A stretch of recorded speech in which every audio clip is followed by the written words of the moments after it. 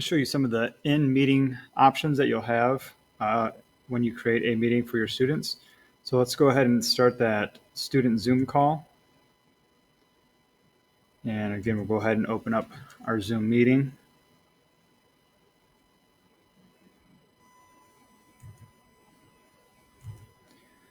So if I didn't have my video on, I can go ahead and start my video now. And you'll notice that it says that a student has entered the waiting room for this meeting. So I had my meeting set up with a virtual waiting room. So I can admit the student now, or I can see the waiting room. And so here's my waiting room right now. I can see that I have a student that is waiting. So I'm going to go ahead and admit them into the meeting. And the student is now in, and it is connecting their audio.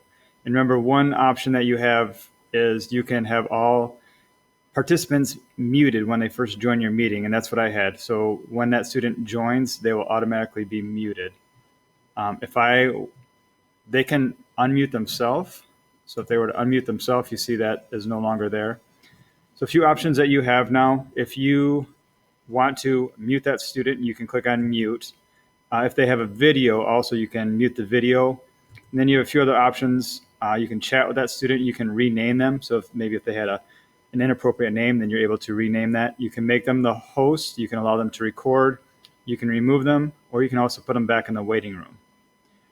A few other options that you have in your meeting, if you ever need to remember what your meeting ID is or your password, you can click up here and it has all the information. You can also copy that URL, the invite link, and send that out. And then you also, if you click up here, you have the option to change your settings. So you have the general settings, you have video, audio settings. So for example, if you wanted to enable HD for your camera, you can enable HD, or you can change from widescreen to original ratio as well. So lots of options that you can do in the meeting, and then also with your students that are in there as well, as far as muting them, turning their video off, and then allowing chats with that student.